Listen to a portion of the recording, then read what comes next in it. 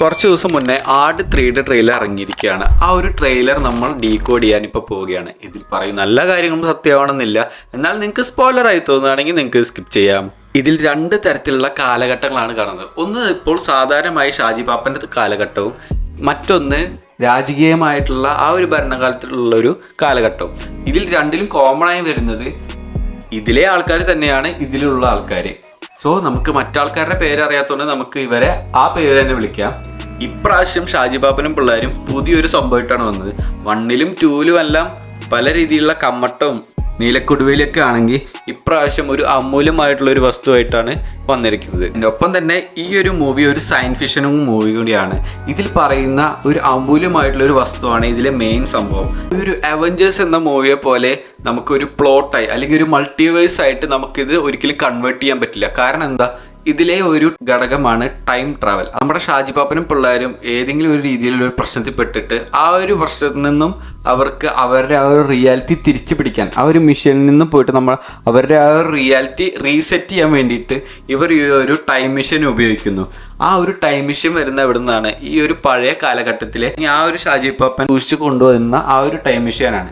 Already ഈ ഒരു ട്രെയിലറിൽ നമുക്ക് കാണാം പല രീതിയിലുള്ള ദുഷ്ടശക്തികളും വന്ന് നമ്മുടെ ആ ഒരു ഷാജി പാപ്പൻ്റെ വീടെല്ലാം തകർത്ത്, ആ ഒരു മന എല്ലാം തകർത്ത് ആ ഒരു വസ്തു എടുക്കുന്നതായിട്ടാണ് തോന്നുന്നത്. ഇതിൽ ഡ്യൂഡും പിന്നെ ഒരു സായിപ്പ് അങ്ങനെ കുറച്ച് പേരൊക്കെയാണ് നമുക്കിതിൽ കാണുന്നത്.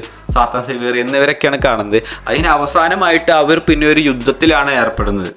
ഇതേപോലൊരു യുദ്ധം ഈ ഒരു പ്രസൻറ്റ് ടൈമിലും ഉണ്ടാവുന്നതാണ്. പക്ഷേ ഈ ഒരു രണ്ട് കാര്യത്തിലും കോമണായി വരുന്നതാണ് ഈ ഒരു പാലം.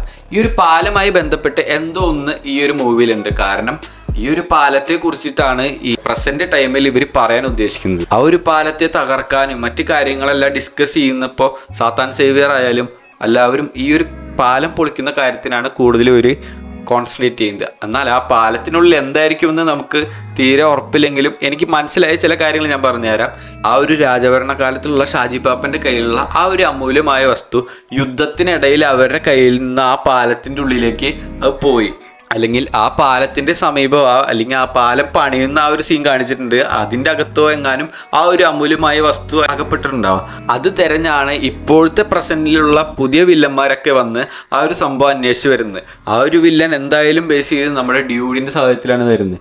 ഡ്യൂഡ് ഇപ്പോഴും 2ലെ പോലെ തന്നെ പഴയ രീതിയിൽ ചെറിയ ചെറിയ പണികളൊക്കെ ചെയ്ത് പിന്നെ പഴയ ഡ്യൂഡ് സാറായിട്ട് മാറുന്നതാണ് ഈ ഒരു മൂവിയിൽ നമുക്ക് കാണാൻ പറ്റുന്നത്. അതിനുശേഷം ആ ഒരു പാലത്തിൽ നിന്നും ഷാജി പാപ്പന് ആ ഒരു സാധനം കിട്ടുന്നതും അതിൽ നിന്ന് അവർ ടൈം ട്രാവൽ ചെയ്ത് തിരിച്ച് ആ ഒരു പഴയ കാലത്തിലേക്ക് പോകുന്നതും അങ്ങനെ ആയിരിക്കും ഈ ഒരു സ്റ്റോറി മിക്കതും സെറ്റ് ചെയ്തിട്ടുണ്ടാവുക. പിന്നെ ഇതിൽ മെയിനായി പറയുന്ന വേറൊരു കാര്യമാണ് ഈ ഒരു മൈസൂർ റോക്കറ്റ്. എനിക്ക് തോന്നുന്നു ഈ ഒരു മൈസൂർ റോക്കറ്റിന് അധികം വലിയ ഇമ്പോർട്ടൻസ് ഇല്ലെങ്കിലും ഈ ഒരു പാലം പൊളിക്കാൻ വേണ്ടിയിട്ട് ഈ ഒരു മൈസൂർ റോക്കറ്റ് എടുക്കാൻ വേണ്ടി വില്ലന്മാർ ടൈം ട്രാവൽ ചെയ്യാൻ ചാൻസ് ഉണ്ട്.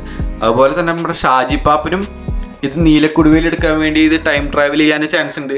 അപ്പോൾ ഇതിൽ കോമൺ ആയിട്ട് വരുന്നത് എന്ന് പറഞ്ഞു കഴിഞ്ഞാൽ ഇവിടെ ഒരു മിഷനാണ് ഉണ്ടാകുന്നത്. ആ ഒരു മിഷൻ അവർ കറക്റ്റായിട്ട് നടപ്പാക്കുമ്പോൾ ആ ഒരു റിയാലിറ്റി റീസെറ്റ് ചെയ്യാൻ വേണ്ടിയിട്ടാണ് നമ്മുടെ ഷാജി പാപ്പ ടൈം ട്രാവൽ ചെയ്യുന്നതും മറ്റു കാര്യങ്ങൾ അതിൽ ഉണ്ടാകുന്നതാണ് എനിക്കിതിൽ നിന്ന് മനസ്സിലായത്.